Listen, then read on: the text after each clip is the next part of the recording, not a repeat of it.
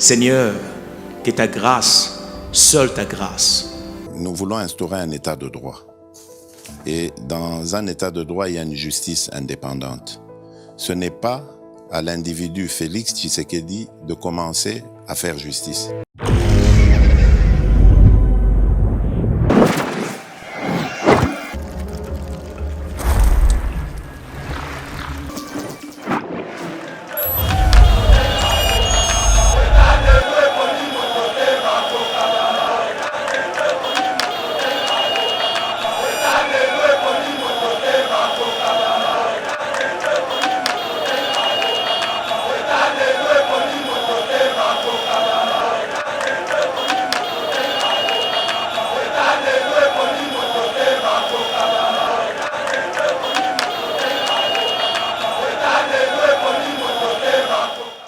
Les gens du FCC, tout comme Ndambo Oya Lamuka, elle, musique, ou Nafayolu, va monter au créneau pour nous séparer. Je lis toutes leurs publications. Ah, Moni, va consacrer ça sur $99.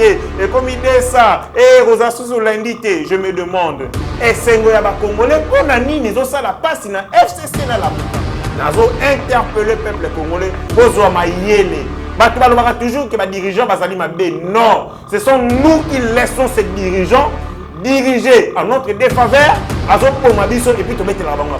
Makambo Oyo Balobi, Maman Denise n'est pas ni de loin ni de près dans ces histoires-là. Les amis, quand on a battu, le voilà, tu as une échelle, l'escalier est béni. Maman a dit Makambo te. Est-ce que vous savez que Bato va coûter même la prison de réflexion va dire il a dit que le chef de l'État a dit qu'avant la poste aussi la coalition. C'est faux. Un autre qui est à ses côtés a dit au Kosaki. Il a menti. Ben Théodore Ngoïpe a Kosaki décision et salamela. En plus, il y a Kozala suspendu pour les Lokasali, mais qui en rébellion contre l'autorité hiérarchique pour le Premier ministre. Tout à ça, il faut te mettre à Et dans un état de droit, il y a une justice indépendante. Ce n'est pas à l'individu Félix Tshisekedi de commencer à faire justice. Bonjour mesdames et messieurs, bienvenue dans notre émission EV Patriotique, émission Otokitsabino Mitema. Comme d'habitude, Nena Lobaka, assurément, puisque Toyaka quand même des informations sur espoir par rapport à Batumisusu, Oyo, Bamatsabino Mitema. Mabanga moto na mitema pona koloba kaka en négativité mayematali mboka na bango. C'est ainsi que toko kutana na bino lelo toko kota na bandako na bino pour to solo la mayematali politique toko betali solo ya conflit qui entre ministre affaires étrangères na ministre des finances enfin bazaki ko welela mbongo bakotia na banque nini enfin bayokani pe ba décider batia na banque ya choix ya ministre affaires étrangères tokobeta pe lisolo ya VPM Gilbert Kankonde ministre de l'Intérieur o ayebaki na ko suspendre à travers l'arrêté ministériel plutôt messieurs Kaswantale Roland, Ouazali Bongo, directeur général, il y a DGM. Mais à notre grande surprise, sans annulation, il y a suspension, ou soit levé à suspension, Tomoni, directeur général, il y a DGM à Zongeli Moussala. Donc, à Boudé Naye, décision, il y a Mokonsi Naye. Tokobeta et Solissola Kimbembe, Mazungu Ouazali, placé en détention préventive dans la prison de Makala na adjoint na ye pour na faux en écriture. Na wana mboka héritier Ngashi nde tokokota na mozindo actualité misusu oyo na annoncé binote puisque ali kidi et bongo to mekempe ko proposer pe ba solution na ba kambaka biso parce que biso to aller à proximité na petit peuple. Mwana mboka héritier Ngashi Mbote ndeko journaliste Trésor Kandolo, merci pour l'invitation. Na pesi Mbote na ba Congolais nyonso oyo ba kolanda biso ba kozali ba ko kolanda biso na ngonga oyo mais na tomboli pe bino courage et belé na musala bozo sala ya makasi ya veille ya conscience ya ba congolais. Merci beaucoup Mwanamboka, comme d'habitude l'actualité à République démocratique du Congo. RDC Bonkoulou Yves obtient le soutien de la Turquie pour la relance du secteur touristique. Les FRDC mènent les armes lourdes ce mardi au centre d'instruction militaire de Kibomango à Kinshasa. Conseil d'État Mabunda remporte le derby face à Puela. FMI 183 millions d'euros de l'Union européenne pour soutenir l'allègement de la dette de plusieurs pays, dont la RDC. RDC distribution par l'Union européenne des produits sanitaires à Kinshasa. RDC, 3 militaires tués dans une embuscade d'hommes armés près de Kimbumbu, Nirangongo. Enfin, Gorille des montagnes, l'ICCN annonce qu'il invitera TF1 en RDC dès que les conditions seront réunies. Merci beaucoup. Mwanamboka, Tobandi, émission na Bisso. Enfin, conflit qui sur les choix des banques. Ministre des Affaires étrangères, Lobaki, FBN Bank, mais ministre de la Finance, Lobaki, Sophie Bank, créa Kimbutu Moutou, jusqu'à tel point, conflit, il y a un individu mi balé, puisqu'il y a un mandat, il y a l'État, mais va parvenir qu'on reporter production, il y a un passeport qui est prévu pour le 23 novembre. Réaction à l'Indénguénine. En fait, nous avons un peu stomaqué, na kota la pratique, na geste, il y a un fonctionnaire de l'État, parce que quand vous êtes ministre, vous allez haut fonctionnaire de l'État, il y a un niveau à l'école, sommité en termes de gestion.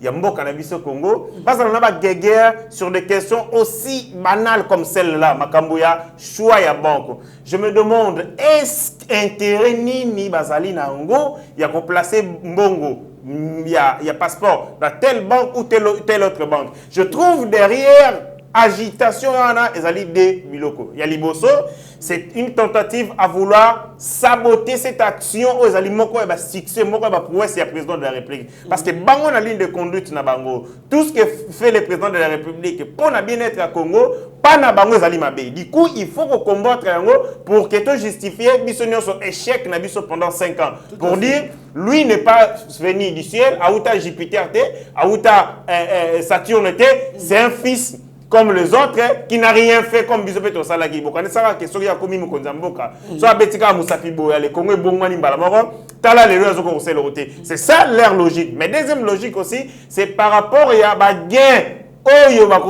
en plaçant les fonds dans telle banque, telle autre. Ils ont la commission. Ils sont en train de se battre autour de la commission. Que ceux qui ont la banque aux Ezali, à notre guise, ils ont en obédience, ils ont la possibilité de la commission. Tala guerre oyo ezangatina, guerre oyo nuire, action à bien-être congolais, place et Memibiso. Et malheureusement, les gens du FCC, tout comme Ndambo oyo Lamuka parle l'ensemble, Lamuka elle, musique, tout na fayolu, va monter au créneau pour nous séparer. Je lis toutes leurs publications. Ah, Moni, bah, consacrer ça sur $9 et comme il dit ça, et Rosa sous lundi, je me demande, et Sengoya ba Congolais, on a ni ils ont ça la passe na FCC na la Mouka.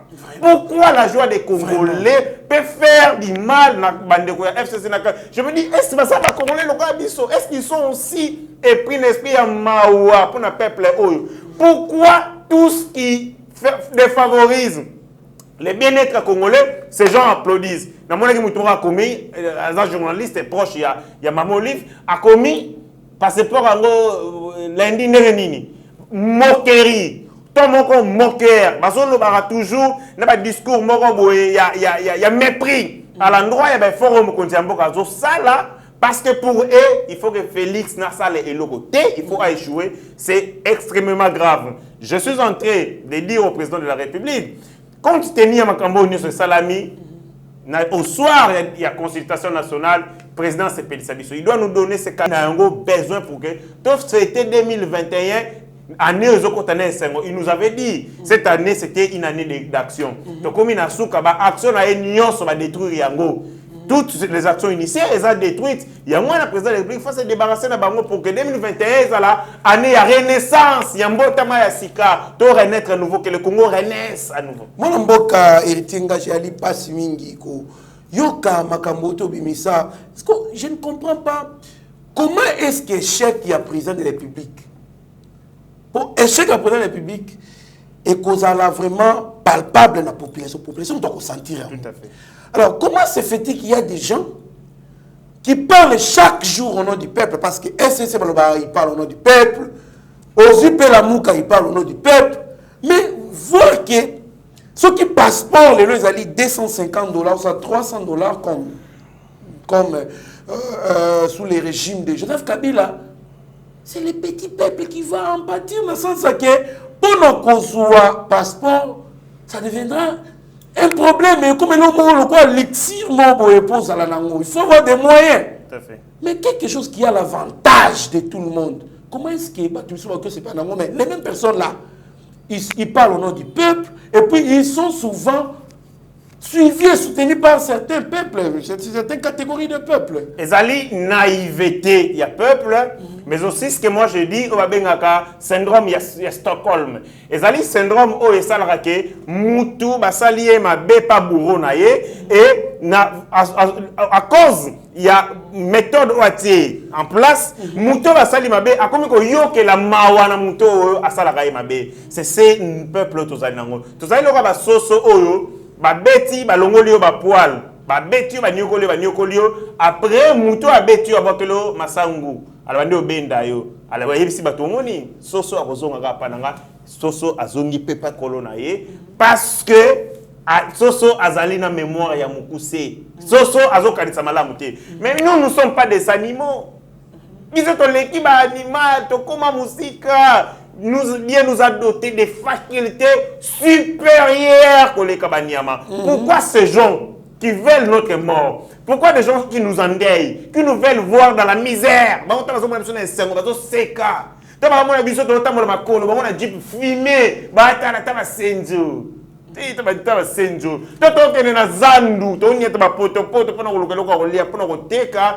Et partout dans le supermarché, il n'y a pas de possibilité à côté parce que avec leurs magasins, avec leurs infrastructures, dans le monde, il n'y a pas d'infrastructure.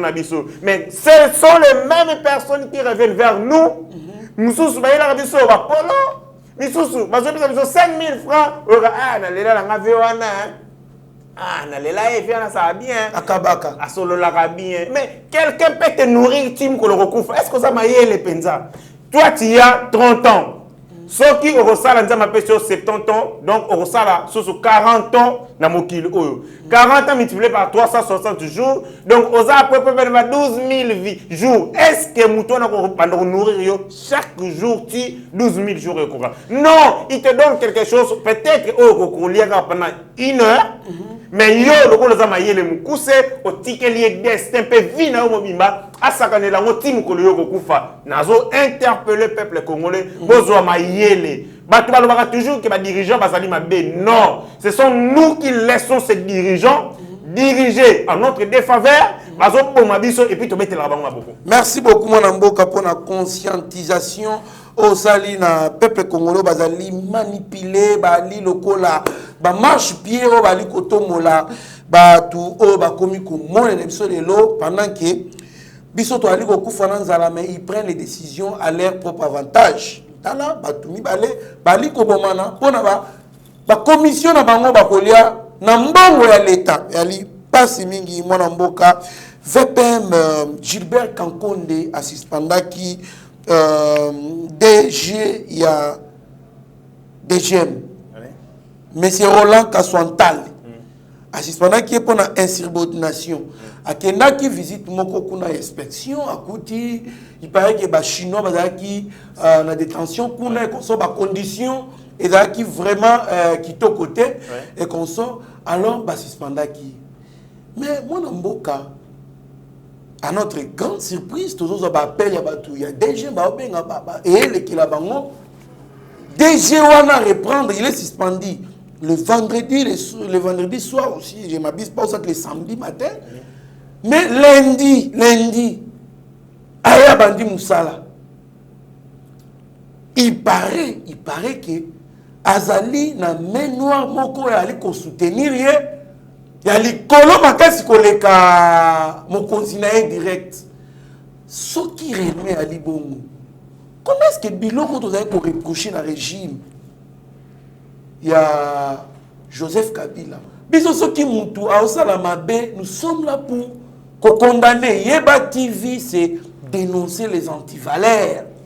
C'est lutter pour le bien-être des Congolais. Il y a moins de dénoncer la corruption, il y a une violation en cascade des lois établies par l'État congolais. Nous condamnons.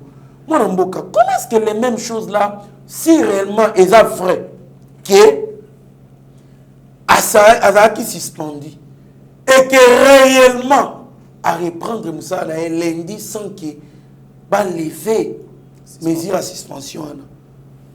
Ndeko omoni biso totangi science politique notamment yo batu baye biso ki baye bagate que ozali muto tangi science sociale administrative et politique autant ozo sala musala avec journalisme mais tu le fais avec beaucoup d'intelligence parce que tangi fonctionnement à l'état.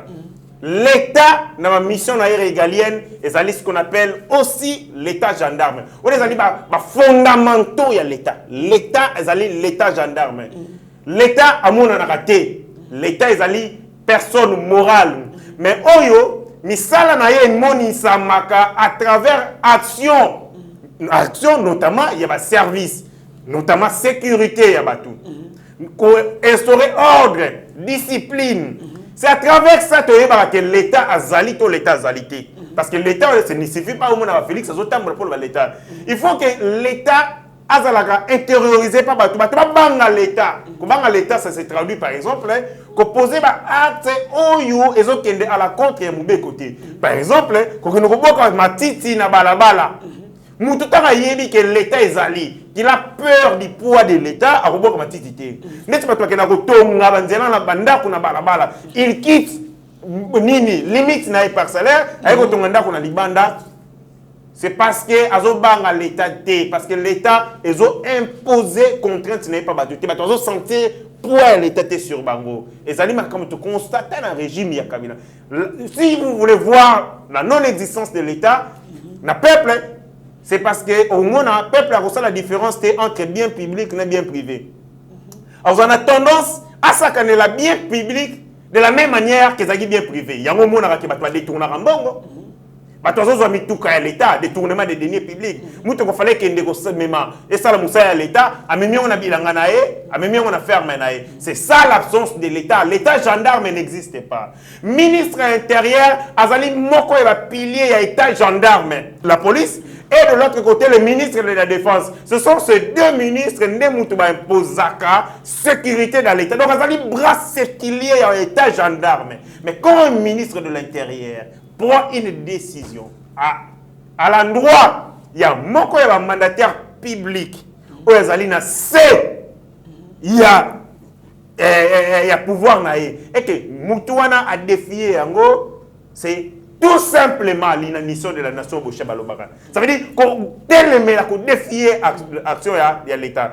Et j'apprends d'après mes sources que Batumoko va utiliser comme maman, première dame, maman Denise Nyakeru, abusivement derrière entêtement, monsieur Wana Otangi, il y a des jeunes. Parce que Azali Moutunaye, non, maman Denise n'est pas dans ces histoires-là. Maman Natango Mounakaye, Azam trafic d'influence.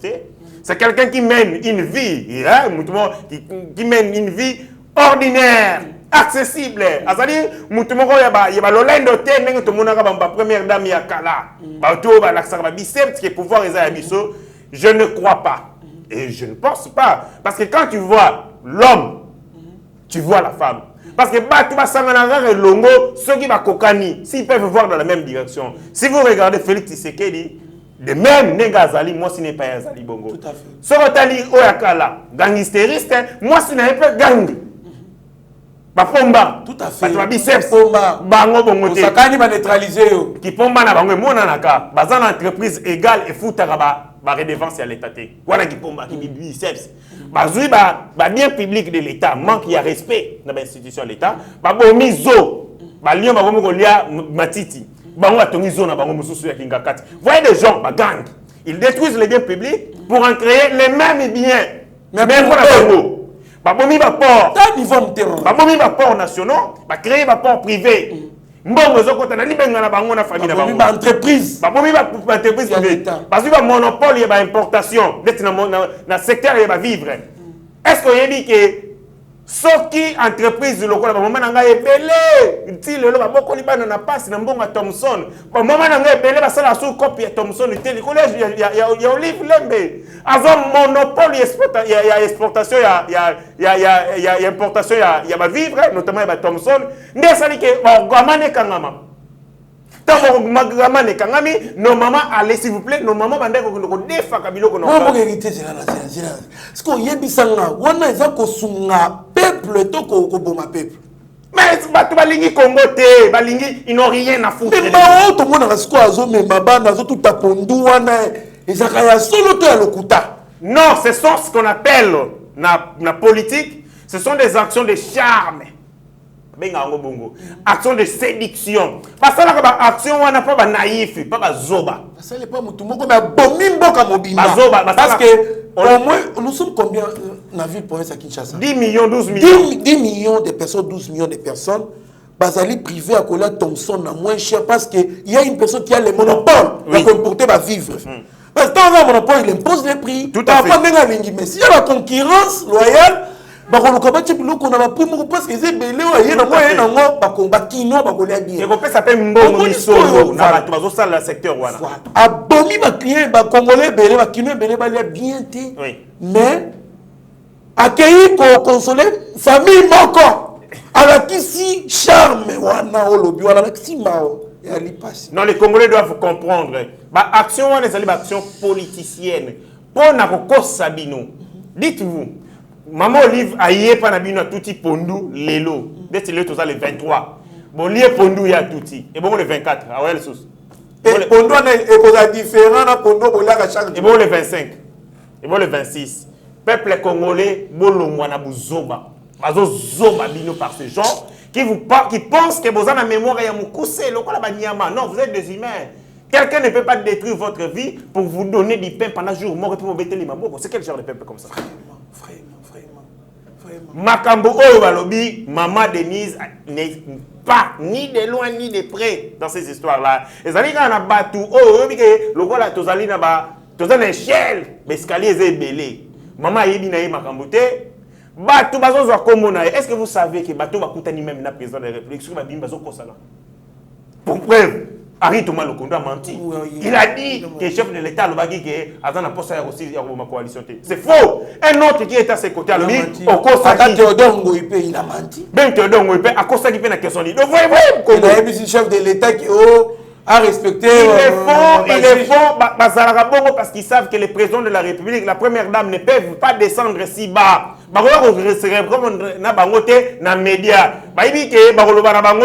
Parce que ces gens sont au-dessus de la mêlée. Parce que les colons, il y a un débat avec la guerre politique. Il y a un débat non. Mais si on a sa première dame, personne privée d'abord, avant de la personne privée, va porter plainte contre inconnu pour identifier nani oyo a posé un acte d'escroquerie na combo ya première dame pour ternir l'image du président de la République, mais aussi de surcroît image de la première dame. Aboy suspension, azongele musala puisque première dame a simana. Non, première dame a besoin banate. Ezali yemo ko escroquerie. Première dame.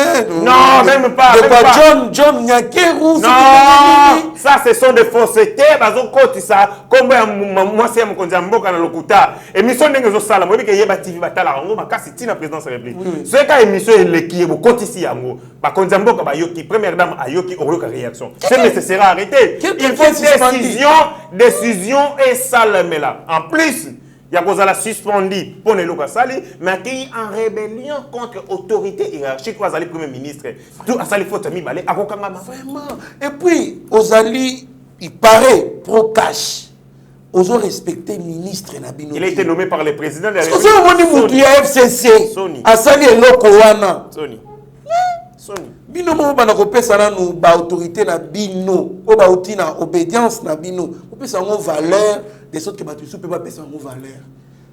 Et Ali passe mingi, moi c'est une déception parce qu'on s'est bâti to bundi changement oyo po ba biloko ya ta kabila ya boye ezalaki. Moi na mboka tali okoba na émission na biso la violation répétitive de la constitution nous pousse lentement et sûrement vers la mort de l'État. Alors, tellement constitution dans la montée, nous allons vers la dictature. Là, c'est Évariste Beauchamp, je ne l'appelle plus professeur depuis Oyo. On a qui sorti médiatique, il s'est passé parce qu'il a violé ses propres doctrines qu'il a toujours publiées. Pour la courrier, on a dit week-end, Oyo est dominé par sa déclaration qu'il a dit nous avons un régime primo-ministériel, c'est-à-dire le Premier ministre a le pouvoir plus que le président de la République. N'a habité, Évariste Beauchamp, il a participé à la constitution. De la constitution, parce qu'il y a ali parmi la constitution, pour chef Nabango Azala dominé par le premier ministre. À l'époque, c'était Kabila. Or, tu as vu que Francis Kambabi, non, Évariste Beauchamp, on a fait cette constitution. Ça a été taillé sur mesure pour notre chef à l'époque, c'était Général Kabila. Moi, en bonne réaction à elle. En fait, Nazali ko plaider, je continue à réitérer Nini Nangaï, requête Nangaï, et c'est liba scientifique, bah ça la politique. Quand vous devenez président au communauté, professeur d'université, il faut que fonction na yo ya Ezali bien sûr libéral, Ezali incompatible na kozala na exercer ma fonction politique. Pourquoi je l'ai dit? Mokili Ezali a développé sur des choses. Il y a Liboso, c'est la science, il y a Mibale, c'est la technique. Nulle part au monde, parce que les gens prient. Non. Je n'ai jamais vu aucun État au monde et ça développé parce que non, il n'y en a pas. Ce sont les sciences et les techniques qui ont été développées à Mokili. Il y a un point à part Maloba Nzambe, parce que je suis chrétien, ils ont la Bible, ils ont les locaux, on a tous Sakamakasi, locaux, la science, c'était dans ces mots. Ces gens sont des repères, ce sont des modèles, ce sont des éléments déclencheurs de changement. Bazali batu oyo ba memaka ba orientaka peuple vers les progrès. Ba argument na bango eza ba argument d'autorité. Oyo batu mususu ba utilisaka na ba débat. Tel alobaki songolo, tel alobaki tel. Ce sont des référentiels en termes d'organisation de la société. Baza batu oyo ba ko loba lokola batu ya théâtre té. Ils ne peuvent pas parler le roi de la Kindumba, non. Ils ne peuvent pas parler le roi de la comédie. Ces gens doivent rester, ces gens doivent rester dans la science, dans la rigueur scientifique pour qu'elle va permettre un bon tambola. N'a regretté, mais n'a quoi que les gens disent, tu es dans le français, na coin, na tambola. On va me dire, ah, hérététika, bino bata français de bobo mimboka. Tala makambuya boye, vous donnez la honte. Na biso communauté scientifique. Ce monsieur Azali, juriste, professeur de droit à Makasi, et puis j'ai publié dans les grands noms. Et ça n'a pas raté les grandes utilités. Les grands noms sont aussi des grands mots de la société. Ce sont de gros problèmes qui te soient. Tel problème. Tel problème, tel problème. Les gens qui devaient être des solutions dans ma problème sont eux-mêmes des problèmes, notamment Beauchamp. Ainsi, dans moi je ne suis pas juriste. Je suis profession.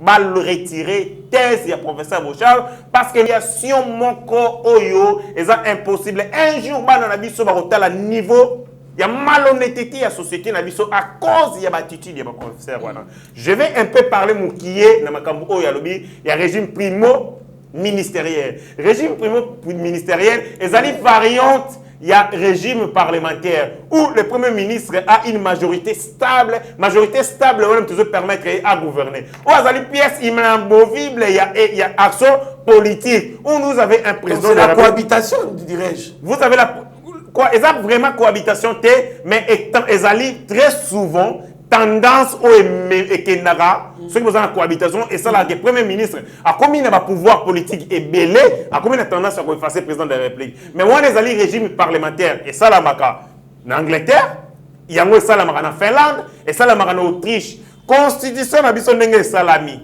Ce qu'on a lu l'article 69. Au Haïti, dans ma prérogative, il y a le président de la République. Le président de la République a sali Moukondi, il y a Premier ministre. Parce que, le président de la République est une institution, alors que le Premier ministre n'est pas une institution. Le Premier ministre est un membre d'une institution. Le Premier ministre n'a pas de pouvoirs propres. Le Premier ministre a des pouvoirs délégués. Article 69, et le Biboué, président de la République a un symbole, il y a unité nationale, et puis représenté à peuple. Donc, ce Félix qui a la place de Natoza, ce Félix a Awa.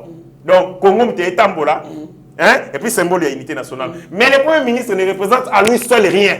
Rien. Donc, il y a un article 78, où Balobi Makambouya, nomination à Premier ministre. Il est issu de la majorité parlementaire. Ça veut dire, il est élu, il est désigné au second degré. Parce que Batozo Misaé Bazali, Batou Oyo Bazali qui est élu par le peuple n'a suffrage universel direct. Du point de vue de la légitimité, le président de la République a légué la légitimité. Azali le seul qui a la légitimité nationale. Parce qu'il y a Azali voté, la suffrage universel direct, mais circonscription électorale n'a Congo. Donc, l'équipe non Premier ministre de la légitimité. Donc, il y a une création du Premier ministre. Le Premier ministre est créé par des actes. Le premier, c'est la désignation par la majorité parlementaire. Le deuxième acte, c'est la nomination. Donc, nous conservons comme ça. Est-ce que Mouto va créer, un pouvoir? Non. Le président de la République est le seul qui déclare la guerre. Ça veut dire le pouvoir. Il y a gendarme. Oh, l'État gendarme est le seul qui a déclaré guerre. D'Angola, de Rwanda, Nani. Est-ce que le Premier ministre a déclaré guerre? Non. Dans une parenthèse, vieux ou asali babenga ngo masturbation intellectuelle. C'est masturber na miso batunyo so soni. Même bateau batanga agronomie, ba moni que via fier kaka na loba au sujet de ce qu'il dit. Je comprends que bande connexion nyo so o bazali ya Kasai sont très mal à l'aise na FCC, bazo stigmatiser bango parce que bazo ba ki bazali ba pion. Bazali ba mouchard. Bazali ba espion ya régime ya Kabila. Yango wana pour ba se laver, ba soigner image na bango, ba la kisa Kabila ki tozalaka na yo, yango moni agitation na salami. Ba biso ba yibaki banzembo, ba longola banzembo ye aibani na ba plagiat, na ba théorie pseudo scientifique. Régime primo ministériel ezalaka nango, mais na Congo eko sala mate. J'imagine Kabila les raïs, anti mabosa la constitution, ils ont dépouillé ma pouvoir, ils ont ça qui ma pouvoir des activités. Et puis il y a Tiki Awafandi. Est-ce qu'il faut être bête pour accepter ces gens? Merci beaucoup mon Mboka, tu as commis presque l'émission à Bissot, mais on ne peut pas finir sans qu'on place pas un mot vraiment ici avant ma case, sans qu'on ne place pas un mot sur Kimbembe Manzunga na adjoint na ye la ya Sinsu Oyo bazaki balalaki déjà na makala.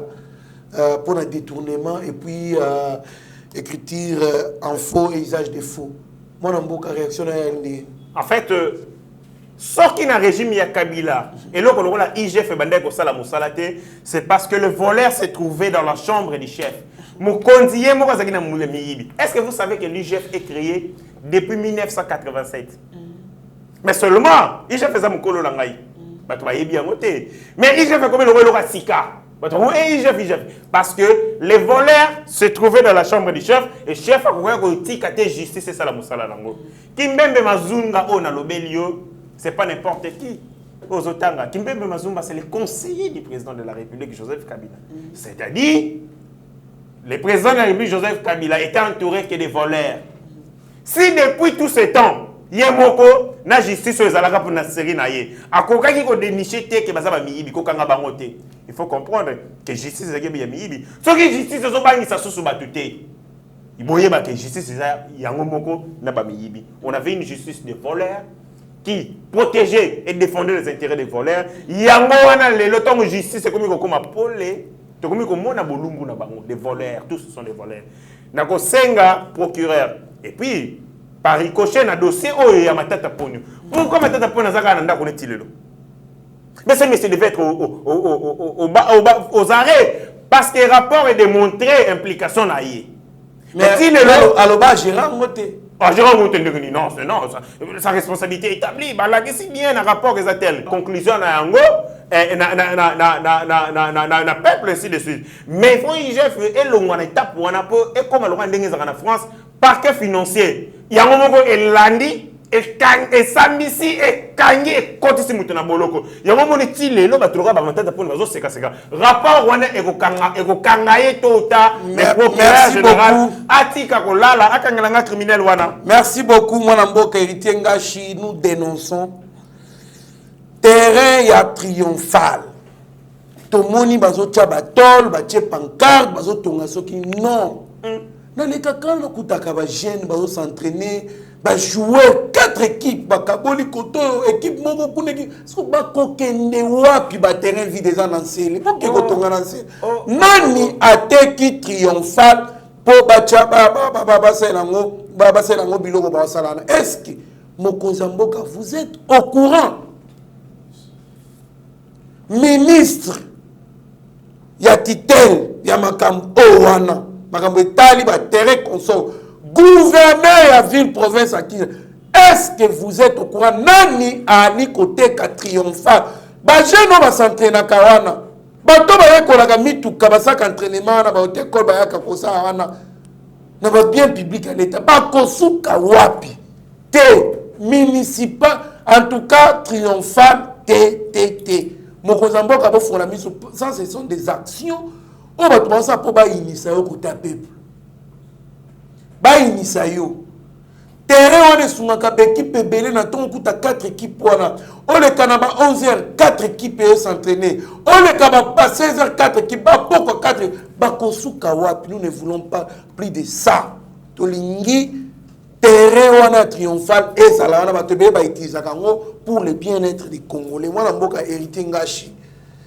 Caméra Steve Konde, na Mike Chiswaka Yangwana, au PC la Malobana Souka, au s'adresser na Mokonzamboka, au s'adresser à la population congolaise, et puis na Baemsuso Ali qu'on trouve qui est Bali. Très important qu'au boss en athée, au Lobelana Barnabé, M. Barnabé, il parle à Mouniamouleng, chaque fois qu'il fait ses sorties médiatiques, il blesse les Congolais.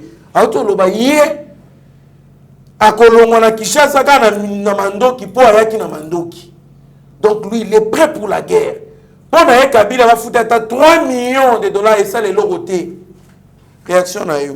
Na ABC monsieur Barnabé Akeba. Sami Badi Banga andai ko espérer que va repesa eloko kolia. Mais Sami Badi Banga pesa eloko te. Il est dessus. Yango wana zongi na FCC. Il a dit ça à un ami qui a jeté les noms. Il a dit badi bangala azo fonga maté. Non, le roi azo fonga maté, le roi y a la politique pour la COP. Le roi COP est foutité. Yango wana qui na FCC. Tout ce qu'il fait maintenant. Et ça n'ont pas passé sa Kabila pour passer l'eau rapidement parce qu'il sait que le régime a Kabila comme une souka. Donc ce gars linga liano qui fait mettre sa degré à folie. Ce folie n'est pas ma casse Kabila Romo naïe à passer l'eau. Mais quand la trop est neutralisé, c'est un homme sans repère, sans position.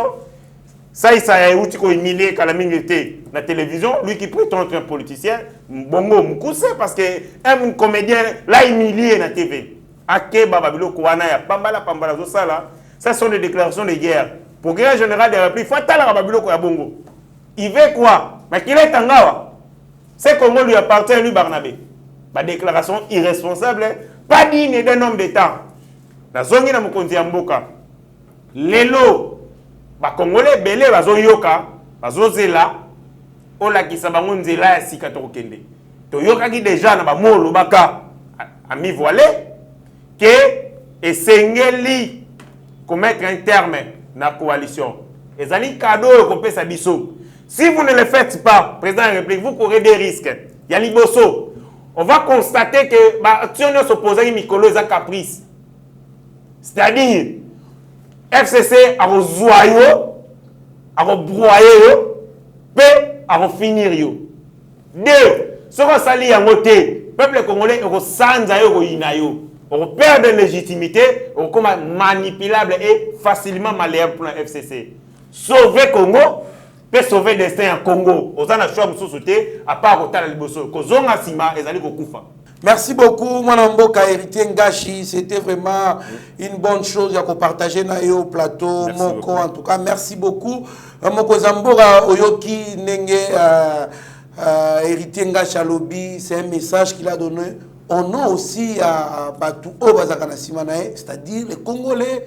Oh, bah, bien, on va faire confiance au Bayokakaye. Moko Zamboka, les peuples congolais, bah, c'est la grande décision, de sorte que Makambo etambola bien, Congolais se retrouver, Congolais aller à Malamu, aller à Shawarma, aller la paix biloko à supermarché.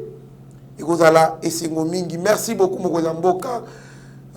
Merci Nabatunios Toubalandi Bisso, merci à Ashley, merci à mon vieux Stéphane. Quand que moi j'ai loué la première, joyeux anniversaire à mon vieux Jacques Pongo. Mieux vaut tard que jamais. En tout cas, mon vieux. Merci à mon vieux Vicky Monama. Merci à maman Claudine. Candon à Londres, Boali, Ebele, mon vieux, mon pire vieux.